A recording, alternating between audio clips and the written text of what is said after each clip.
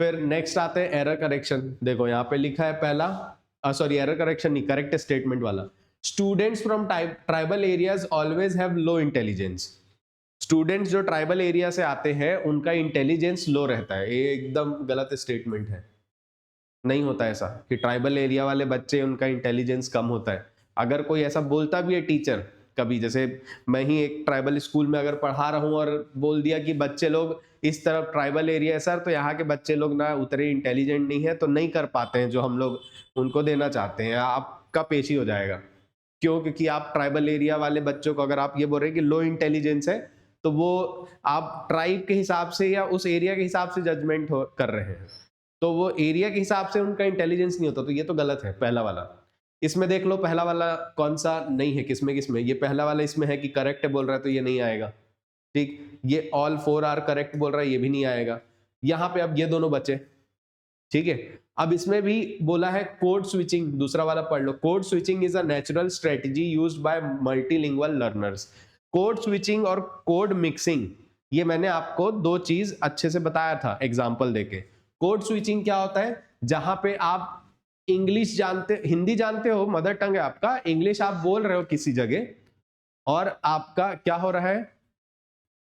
अब आते हैं सेकंड वाले स्टेटमेंट में। कोड स्विचिंग वाले में लिखा हुआ है कि नेचुरल स्ट्रेटेजी है, तो कोड स्विचिंग आपको पता है कि अगर आप इंग्लिश अच्छे से आ रहा है आपको, सॉरी हिंदी अच्छे से आता है, मदर टंग है, इंग्लिश आप सीख रहे हो, तो आप इंग्लिश बोलते बोलते ऐसा कुछ कभी कभी होगा कि कुछ सेंटेंस आपको इंग्लिश में नहीं आ रहा है, तो आप क्या करते हो, इंग्लिश बोलते बोलते बीच में आप हिंदी का स्टेटमेंट डालते हो, फिर तुरंत फिर से स्विच कर जाते हो इंग्लिश में कि अब आपको इंग्लिश वाला फिर से आ रहा है स्टेटमेंट, तो आप फिर से इंग्लिश में स्विच कर जाते हो। तो ये कब होगा? जब एक स्टूडेंट जो मल्टीलिंगुअल लर्नर है, मल्टीलिंगुअल मतलब एक से ज्यादा भाषा जानता है, वो जब यूज कर रहा है तो वो कोड स्विचिंग को यूज करता है। नेचुरल टेक्निक है वो, नेचुरल स्ट्रेटेजी है उसका, नेचुरली आता है वो कि इंग्लिश बोलते बोलते समटाइम्स इट हैपन कि आपको वर्ड नहीं आ रहा है, मैं ही अभी कर रहा हूँ, समटाइम इट हैपेंस कि ऐसा हो सकता है, मैं ही कर रहा हूँ, वो चीज नेचुरली होता है कोड स्विचिंग। तो ये टू वाला सही है, ठीक है, दोनों में है ये टू सही है करके, तो टू सही है। 3 और 4 में देख लेते हैं। Differentiated instruction helps meet diverse learning needs.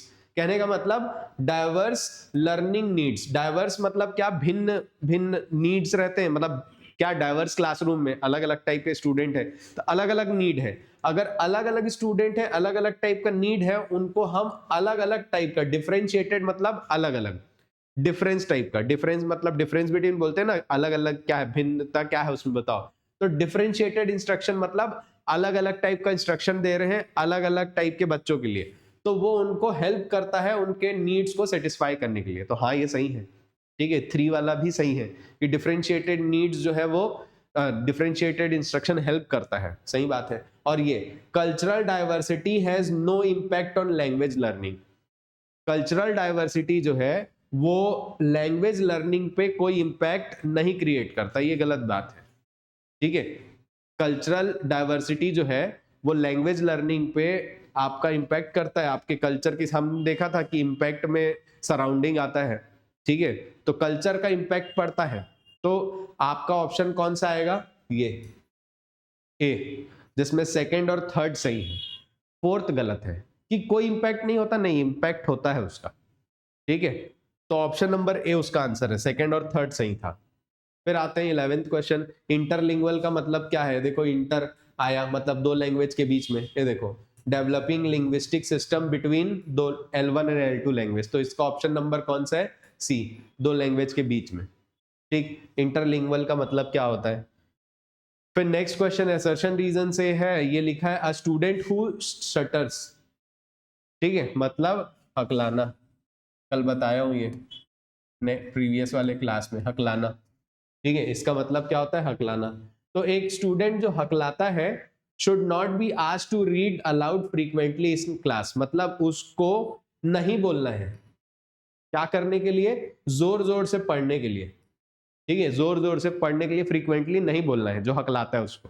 तो हाँ ये नहीं करना चाहिए कि आपको पता है एज अ टीचर कि वो हकलाता है, तो आप इंटेंशनली कर रहे हैं, अगर आपको ये चीज पता है तो, कि आप उसको बार बार बोल रहे हैं कि बेटा जोर जोर से पढ़ो तुम, ठीक है, एज अ टीचर, क्यों? क्योंकि आप वहां पे सेंसिटिव नहीं है, आपको पता ही है फिर भी, तो ये नहीं करना चाहिए। हाँ सही बात है, नहीं करना चाहिए। क्यों नहीं करना चाहिए? उसका क्यों अगर आप लगाओगे यहाँ पे क्यों करके, क्यों करके लगाओगे, अगर उसका आंसर यहाँ मिल जाता है और वो स्टेटमेंट भी सही है तो फिर ये आंसर होगा। Repeated public failure increases anxiety and worsens stuttering, मतलब रिपीटेड बार बार पब्लिक फेलियर अगर हो रहा है, पब्लिक के सामने मतलब सबके सामने अगर पब्लिक फेलियर हो रहा है तो उसका जो क्या है चिंतन है, मतलब चिंता करने का जो चीज है वो बढ़ जाता है, चिंतन बहुत ज्यादा चिंता करता है फिर वो, ठीक है। और उसके बाद उसका जो शटरिंग है मतलब हकलाना है और ज्यादा क्या हो जाता है, बढ़ जाता है। तो ये वाला स्टेटमेंट भी सही है। अब ये क्यों लगाए थे तो इसका आंसर मिला गया। हाँ, क्यों नहीं करना चाहिए, बार बार उन लोग को बोलना चाहिए कि जोर जोर से पढ़ो करके, क्यों, क्योंकि इससे ये होगा, तो ये सही है, ठीक है। तो ये आंसर है उसका ए। फिर नेक्स्ट क्वेश्चन है, देखो, Priya is a class 5th student जिसका हैंडराइटिंग इनएलिजिबल है, मतलब पढ़ने योग्य नहीं है, ठीक है। Mixes upper case and lower case letters, मतलब वही बड़ा लेटर और छोटा लेटर मिक्स कर देते हैं, जैसे मैं कल एग्जांपल में बताया था, के ए, ये ए बीच में आ गया कैपिटल वाला, मिक्स कर देते हैं और उसको लिखने में पेन होता है, ठीक है। मतलब कई लोग का होता है हाथ दर्द देता है तो नहीं लिखते हैं ज्यादा, सब होता है, कुछ कुछ बच्चों में रहता है, बहाने मार रहे हम लोग बोल देते हैं कभी कभी, लेकिन वो कुछ कुछ बच्चों में ऐसा होता है। तो ये जो टीचर है उसको क्या करना चाहिए सबसे पहले, तो टीचर को क्या करना चाहिए, सबसे पहले उसको पनिश करना चाहिए पुअर हैंडराइटिंग के लिए, तो नहीं, ये तो कभी नहीं हो सकता, पनिश वाला तो चीज ही नहीं आता कहीं पे भी, सीडीपी हो कुछ भी हो, टेट किसी का भी पेपर दो, पनिश वाला अगर चीज है तो ऑप्शन में आएगा ही नहीं कभी भी, ठीक है, तो पनिश तो है ही नहीं। फिर refer her to an occupational therapist and allow oral typed responses, हाँ ये डिसलेक्सिया वाली डिस्ग्राफिया वाली है तो उसके लिए ओरल या टाइप्ड रिस्पॉन्सेज दे, ठीक है, कल हम लोग पढ़े थे ये चीज। और ऑक्यूपेशनल थेरेपिस्ट मतलब जो ऑक्यूपेशनली क्या करते हैं, वोकेशनली वो ट्रेनिंग देते हैं ना लिखने का, हैंडराइटिंग, उनके पास उनको रिफर करें, ठीक है। ये make her write extra pages daily for practice, नहीं, ठीक है। Reduce her marks in exam, written exam, एकदम ही गलत, फिर तो उनका नंबर ही काट दिया, स्पेलिंग मिस्टेक करते हैं और बहुत गंदा लिखते हैं करके, तो वो गलत है। कौन सा आएगा, ऑप्शन नंबर बी, ठीक है। अब आते हैं नेक्स्ट, ये हम लोग कर चुके हैं, फिर भी अब एकदम जल्दी समझने के लिए, बार बार ये आया हुआ है फोनोलॉजी मॉर्फोलॉजिकल वाला।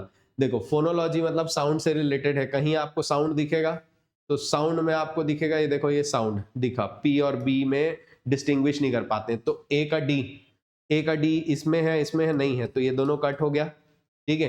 ये ए का डी है ये दोनों में, तो ए या सी में से होगा। फिर और किसी का मतलब पता है आपको, तो ये सिंथेटिक मतलब सिंटेक्स वाला है, चारों के चारों हो सकता है कि आपको याद ना हो, तो आप जो बेस्ट पता है उनको चूज करें। सिंथेटिक मतलब सिंटेक्स वाला, सिंटेक्स मतलब क्या होता है, स्ट्रक्चर, कि आपको स्ट्रक्चर में आप बदलाव ना हो रहा हो, गलती ना हो रहा हो। तो यहाँ पे देखो शी गोड मार्केट यस्टरडे, ये क्या है, उसका एरर है, कौन सा वाला, ग्रामर वाला, स्ट्रक्चर में, कि गो नहीं आएगा, यस्टरडे आ रहा है तो वेंट आएगा, ठीक है। तो वेंट आएगा तो ये स्ट्रक्चर में एरर है, तो ये 3 का ए है, 3 का ए किसमें है, इसमें है कि इसमें है, तो 3 का ए इसमें है, ये ऑप्शन आपका कौन सा, ए, और डायरेक्ट आपका टिक हो गया। बाकी तो आपको पता है मॉर्फोलॉजी मतलब क्या होता है, मॉर्फोलॉजी मतलब जहां पे आप वर्ड्स में मीनिंग क्रिएट नहीं कर पाते, माउजेस आएगा कि माइस आएगा, है ना, एग्जाम्पल भी दिया था ये वाला, इसलिए इसी को रखे हैं, ठीक। तो ये इसका आंसर था ए। फिर ये लैंग्वेज डिसऑर्डर से रिलेटेड कौन सा स्टेटमेंट करेक्ट है, तो पहला, dyslexia is cause due by lack of effort or low intelligence, dyslexia low intelligence के कारण होता है, नहीं, बिल्कुल भी नहीं। डिसलेक्सिया जो है वो एक न्यूरोलॉजिकल डिसऑर्डर है, लो इंटेलिजेंस के कारण नहीं होता, या कम एफर्ट डालते हैं करके नहीं होता, है ना, रीडिंग नहीं आ पा रहा है, बच्चे रीड नहीं कर पा रहे, कम एफर्ट के कारण नहीं होता, ठीक है। दूसरा, autism spectrum disorder, ASD, autism जो डिसीज है वो सोशल कम्युनिकेशन अफेक्ट करता है, मतलब सोसाइटी में जो बातचीत करते हैं वो अफेक्ट करता है, हाँ ये सही बात है, तो ये 2 जो है वो सही है। डिसकैलकुलिया, ये दिखाया मैं फिर से, कैलकुलिया आया, कैलकुलेशन मतलब नंबर और सिंबल से रिलेटेड है, देखो नंबर और सिंबल से रिलेटेड है, डिफिकल्टी होता है उसमें, हाँ ये भी सही है। तो देखो 2 और 3 सही है बोल रहे हैं, 2 और 3 किस में सही है, इसमें देखो 1 तो गलत था तो ये नहीं होता, 1 तो गलत था तो ये भी नहीं होता, बचा ये दोनों, 4th वाले को देख लेते हैं। Aphasia is always present from birth, aphasia जो है बर्थ से होता है, नहीं ऐसा कुछ नहीं है, ठीक है। अफेजिया जो है वो बर्थ से नहीं होता, ठीक। ब्रेन में डैमेज हो जाता है, अब वो कभी भी हो सकता है, ब्रेन में एक्सीडेंट के कारण डैमेज हुआ, आपका लैंग्वेज डिसऑर्डर हो जाएगा, तो बर्थ से होता है ऐसा जरूरी नहीं है। तो ये फोर्थ वाला भी गलत है। कौन सा? सेकंड और थर्ड सही है, तो कौन सा आंसर है इसका? ए, ठीक है, ऑप्शन नंबर ए। फिर next question 16, which is the first step in error correction या एरर एनालिसिस में, एरर को एनालाइज करने में सबसे पहला स्टेप क्या है? क्या करते हैं एरर को सबसे पहले? उसके लिए आपको टेस्ट लेना पड़ेगा ना बच्चे लोग का, ओरल टेस्ट लोगे, रिकॉर्ड करोगे, या फिर आप क्या करोगे, रिटर्न टेस्ट लोगे। पहले तो आप टेस्ट को लोगे तभी तो देखोगे बच्चे लोग का एरर कहाँ हो रहा है। तो सबसे पहले आप क्या कर रहे हो? सबसे पहले आप कर रहे हो क्या? कलेक्शन ऑफ लर्नर्स सैंपल, बच्चे लोग का सैंपल आप कलेक्ट कर रहे हो, ठीक है। तो हो सकता है ये फर्स्ट स्टेप की जगह थर्ड स्टेप पूछ दे, फोर्थ स्टेप पूछ दे, लास्ट स्टेप पूछ दे कि लास्ट स्टेप क्या है। लास्ट स्टेप ये है रिडीम्शन, ठीक है, रिडीम्शन। तो ये जो है ना स्टेप्स आपको पता होने चाहिए, हम लोग कल एकदम डिटेल में डिस्कस किए इसके बारे में, ठीक है। तो ऑप्शन नंबर ए इसका आंसर, सी इसका आंसर था अभी। फिर ये फोनोलॉजिकल अवेयरनेस जो है वो, ये फोनोलॉजिकल अवेयरनेस जो है रीडिंग रेडीनेस को क्या करता है? रीडिंग रेडीनेस के लिए एसेंशियल होता है फोनोलॉजिकल। हाँ, साउंड के बारे में नॉलेज होना आपका रीडिंग में हेल्प करेगा, तो सही बात है, ठीक। और जो बच्चे जिनका पुअर फोनोलॉजिकल अवेयरनेस होता है उनको डिसलेक्सिया होता है, मतलब फोनोलॉजिकल नॉलेज नहीं है तो उनको डिसलेक्सिया होगा, मतलब रीडिंग में कतराएंगे उन लोग। तो हाँ सही बात है, ये भी सही बात है। तो ए और आर दोनों सही है। और क्यों एसेंशियल है फोनोलॉजिकल अवेयरनेस? क्यों जरूरी है? क्योंकि अगर पुअर फोनोलॉजिकल अवेयरनेस होगा तो उसके कारण बच्चों में जो होगा वो क्या डेवलप होगा? डिसलेक्सिया। क्या डेवलप होगा? डिसलेक्सिया। तो मतलब आर जो है वो करेक्टली एक्सप्लेन कर रहा है, तो ऑप्शन नंबर कौन सा आएगा? ए। समझ आया? तो असर्शन रीजन ऐसे बनाते हैं, ठीक। फिर आते हैं थर्ड लास्ट क्वेश्चन। एक केवीएस का टीचर है जो क्या नोटिस करता है कि ट्राइबल स्टूडेंट्स जो है उनके क्लास में, ठीक है, उनके क्लास में क्या रहते हैं? चुप रहते हैं। जब इंग्लिश में बात होता है तो वो क्या रहते हैं? चुप रहते हैं। लेकिन जब हिंदी में बात होता है तब वो लोग एक्टिवली पार्टिसिपेट करते हैं, मतलब बहुत अच्छे से पार्टिसिपेट करते हैं। और हिंदी में बात रहता है, इंग्लिश में बात रहता है तो थोड़ा अवॉइड करते हैं, शांत रहते हैं कि नहीं नहीं हम लोग नहीं करेंगे। तो उनको क्या करना चाहिए? एज अ टीचर उनको क्या करना चाहिए? पहले ignore the silence and continue in English only, मतलब उनका वो जो इंग्लिश में नहीं बोल पा रहे हैं, शांत है, वो करना चाहिए। गलत। टीचर इग्नोर कर रहा है मतलब टीचर गलत है, इग्नोर नहीं कर सकते, ठीक है। कि नहीं सीख रहे मत सीखे, रहने दो, छोड़ो, ये गलत है टीचर का एटीट्यूड, तो वो गलत है, ठीक है। दूसरा, punish the student who speak in Hindi, है तो और गलत है। 5-5 रुपए फाइन लेते थे, 10-10 रुपए फाइन लेते थे, नील डाउन करा देते थे, ऐसे करा रहे कि हिंदी में बात किए, चलो नीचे घुटना टेक दो, तो गलत है वो। फिर यूज ट्रांस लैंग्वेजिंग, मतलब allowing Hindi to scaffold English learning, मतलब इंग्लिश को ब्लेंड करें, हिंदी को ब्लेंड करें इंग्लिश को सीखने के लिए, ठीक है। मतलब ट्रांस लैंग्वेजिंग मतलब वही है कि एक लैंग्वेज से दूसरे लैंग्वेज में पोर्ट करना। मतलब मैं जाऊंगा, ये बता दिए हिंदी में, अब मैं जाऊंगा को कैसे बोलोगे बेटा? आई विल गो, ऐसे बता दिए बच्चे को, तो वो समझ गया कि इसको ऐसे बोलना है, तो ये ट्रांस लैंग्वेजिंग है, तो उसके बच्चा सीख जाता है, ठीक है। तो ये करना पड़ता है टीचर को, और ये करना पड़ेगा, तब जाके वो इंग्लिश में कंफर्टेबल होगा। और ये separate tribal students from other student for English class, ये तो बिल्कुल नहीं कि बच्चों को ही बाहर भेज दिए एकदम, किसके हिसाब से? क्यों? क्योंकि वो ट्राइबल वाले बच्चे थे जो हिंदी बोलते थे, इंग्लिश नहीं, तो करना ही नहीं है। तो ऑप्शन नंबर 3 इसका आंसर है, ठीक है। फिर सेकेंड लास्ट क्वेश्चन ये है, डिसऑर्डर्स को ठीक करने के लिए अलग अलग अप्रोच जो हम लोग देखते हैं, जो पढ़े थे कल, उससे रिलेटेड कि मल्टी सेंसरी अप्रोच, VAKT, कल हम लोग बात किए थे, विजुअल, ऑडियो, काइनेस्थेटिक और टैक्टिक अप्रोच। ये किसके लिए था? ये अप्रोच यूज होता है डिसलेक्सिया के लिए। किसके लिए? डिसलेक्सिया के लिए। कल हम लोग डिस्कस किए थे इसके बारे में, डिसलेक्सिया वाले बच्चों के लिए ये होता है, ठीक है।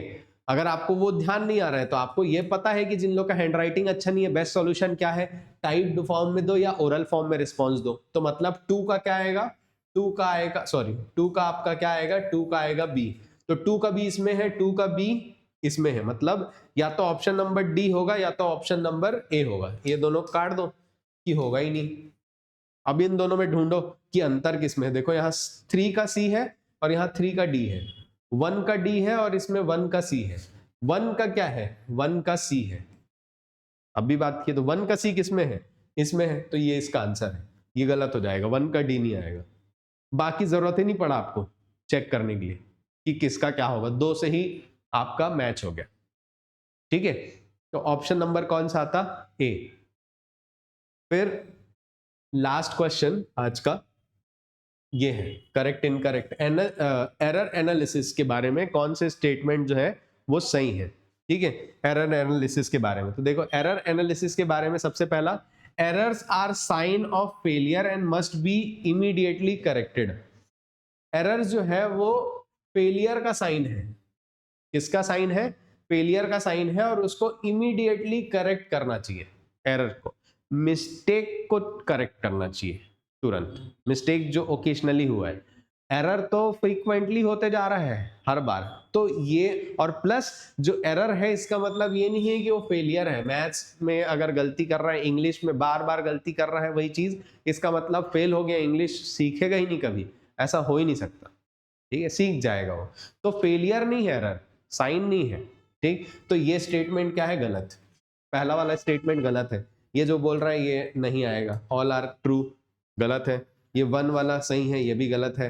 यहाँ पे बोला 1 2 एंड 3 आर करेक्ट, तो ये भी गलत है, क्योंकि पहला ही स्टेटमेंट गलत है। तो बचा आपका कौन सा, ए, और ए आंसर है। तो पहले से ही पता चल गया, लेकिन एलिमिनेट करके स्मार्टली, ठीक है, सही तरीके से। अब देखो इंट्रालिंगुअल, ये इंट्रा बताया था, इंट्रालिंगुअल मतलब क्या होता है, उसी लैंग्वेज के अंदर है। देखो ये सेम उसी लैंग्वेज के अंदर। ठीक है, एरर एनालिसिस जो है वो क्या करता है, रेमेडियल टीचिंग स्ट्रेटेजीज डिजाइन करने में हेल्प करता है। एरर का एनालिसिस सही तरीके से करोगे तो हेल्प करेगा वो, हाँ सही बात है ये भी। और error made by learner are called mistake in linguistics, नहीं, जो एरर बच्चे करते हैं, लर्नर करते हैं एरर्स, उसी को हम लोग मिस्टेक बोलते हैं। नहीं, नहीं बोलते हैं, गलत है ये गलत है। सेकंड और थर्ड सही था। तो कौन सा ऑप्शन है इसका, इसका ऑप्शन है ये ए। ठीक है, ये हमारा लास्ट क्वेश्चन था। तो ऐसे ये एरर करेक्शन से रिलेटेड क्वेश्चंस पूछते हैं। अब इसमें आगे स्लाइड्स में और पीडीएफ में और क्वेश्चंस हैं जो आप इसमें एक्सेस कर सकते हैं। ठीक है, क्लास में आपको पीडीएफ वो आपको सब्सक्रिप्शन में मिल जाएगा, तो आप ये क्वेश्चंस को एनालाइज कर सकते हैं यहाँ पे और ट्राई कर सकते हैं। ये इसमें आगे और इसी टाइप के इस टॉपिक से रिलेटेड क्वेश्चंस है जिसको आप देख सकते हैं, और इसके आंसर्स जो है वो आपको इस पीडीएफ के लास्ट में, अगर आपको नहीं भी पता है कि आंसर क्या है और नहीं पढ़े हम लोग, तो आप लास्ट में देखोगे तो आपको लास्ट में आंसर मिल जाएंगे इसके स्लाइड के। ठीक है, इसके आंसर जो है आपको यहाँ पे अवेलेबल मिलेंगे, जहाँ पे आप आंसर्स को देख सकते हैं इजिली कि किसके आंसर क्या है। फिर भी अगर आपको नहीं समझ आएगा तो आप जो है हमको कमेंट में या पूछ सकते हैं कि सर इसका आंसर समझ नहीं आया। ठीक, थैंक यू आज के लिए।